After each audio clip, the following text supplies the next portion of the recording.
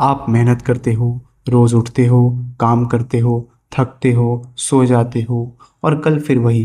तो मुझे बताओ, 1 साल पहले तुम कहाँ थे और आज कहाँ हो? कुछ बदला या सिर्फ डेट बदली है?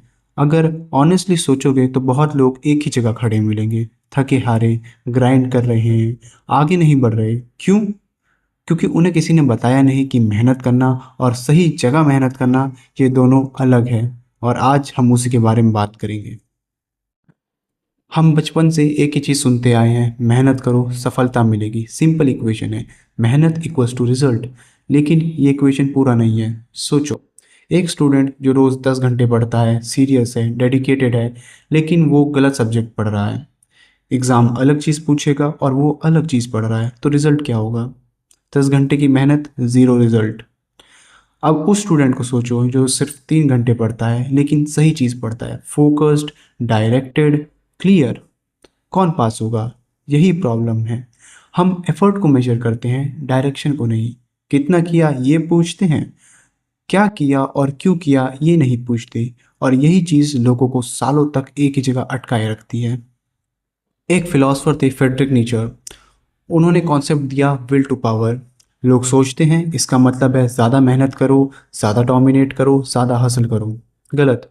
नीचे का एक्चुअल मतलब था सेल्फ मास्टरी, अपने आप पर कंट्रोल, अपनी एनर्जी को सही जगह लगाना। वो कहते थे इंसान की सबसे बड़ी पावर ये नहीं कि वो ज़्यादा काम करे, इंसान की सबसे बड़ी पावर ये है कि वो सही काम करे। एक स्वॉर्ड को सोचो, अगर तुम उसे रैंडमली डायरेक्शन में चलाते रहो तो वो सिर्फ एनर्जी वेस्ट करेगी। लेकिन अगर एक ही डायरेक्शन में फोकस चलाओ तो वो चीज़ों को कट करने की कैपेबिलिटी रखती है। यही विल टू पावर है, डायरेक्शन, प्रिसीजन, मास्टरी। एफर्ट नहीं, इंटेलिजेंट एफर्ट। यही चीज़ है जो हसल कल्चर कभी नहीं बताता, क्योंकि अगर बता दिया तो लोग कम खरीदेंगे, कम कंज्यूम करेंगे।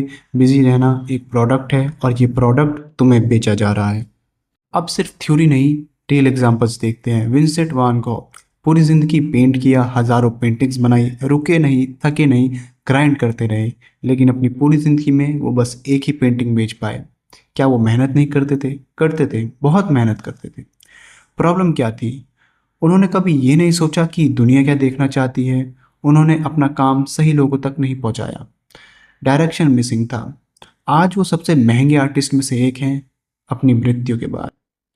ज़्यादा मेहनत की ज़रूरत नहीं थी, एक सही स्टेप की ज़रूरत थी। और एक एग्जांपल, थॉमस एडिसन और निकोला टेस्ला। एडिसन का एक फेमस कोट है, genius is 1% inspiration and 99% perspiration. मतलब सिर्फ काम करो, बस करते रहो।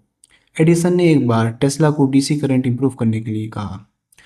टेस्ला ने महीने भर काम किया, इम्प्रूव किया। एडिसन ने पेमेंट रिफ्यूज़ कर दी। टेस्ला ने कंपनी छोड़ दी।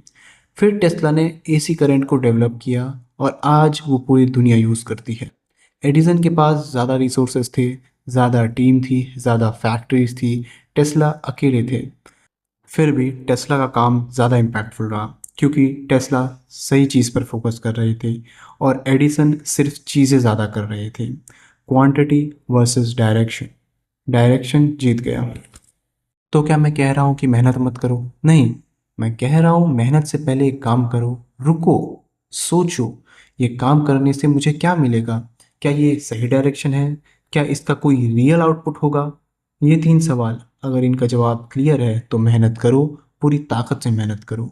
लेकिन अगर जवाब नहीं है तो पहले जवाब ढूंढो, फिर मेहनत करो। क्योंकि बिना डायरेक्शन के मेहनत करना सिर्फ थकान देती है, रिजल्ट्स नहीं।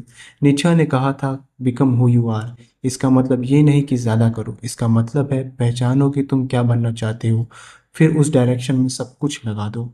विल टू पावर का मतलब डोमिनेशन नहीं, विल टू पावर का मतलब है मास्टरी, अपने आप पर, अपनी एनर्जी पर, अपने डायरेक्शन पर। दुनिया तुम्हें एक चीज़ सेल कर रही है, बस करते रहो। क्योंकि अगर तुम करते रहो बिना सोचे तो तुम प्रोडक्ट्स खरीदोगे, कोर्सेज खरीदोगे, कंटेंट कंज्यूम करते रहोगे। बिजी इंसान एक प्रॉफिटेबल कस्टमर है, लेकिन एक डायरेक्टेड इंसान वो खुद एक प्रोड्यूसर बन जाता है। तो चॉइस तुम्हारी है, या तो बिजी रहो या फोकस। दोनों एक साथ नहीं हो सकते। मेहनत बंद करो, मास्टरी शुरू करो।